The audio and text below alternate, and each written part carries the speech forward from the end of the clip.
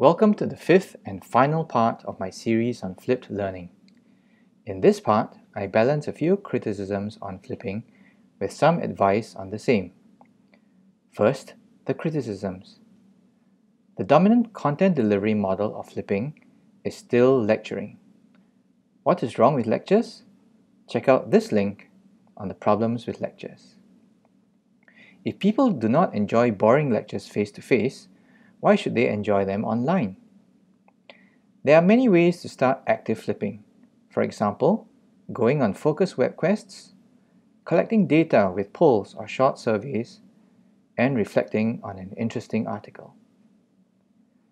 Let's move on to some flipping advice. Begin with the end in mind. Start with your classroom. Start with how learners learn. Do not just focus on how you might deliver content more effectively. Ask yourself, why do I want to flip tasks, roles, and processes? How do I do these things so that students learn better? And remember this, while students learn best when they are actively involved and take ownership of learning, often they learn not from the experience itself, but from reflecting on the experience.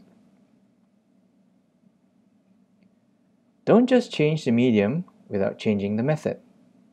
Leverage on technology to provide choice and direction. One pace, one place. One way, no say. These practices have no rules in a flipped classroom. If flipping a classroom sounds challenging, start where you already are at. Try flipping presentations, meetings, or even conferences. You might create buy-in for this method among colleagues or stakeholders.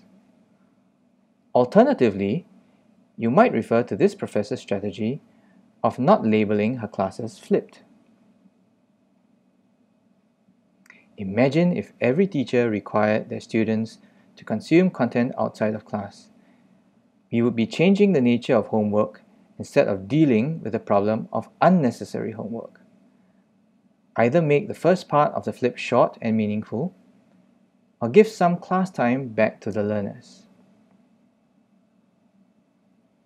Finally, stick with it. If you are not failing, you are not learning. Anything worth doing is not easy.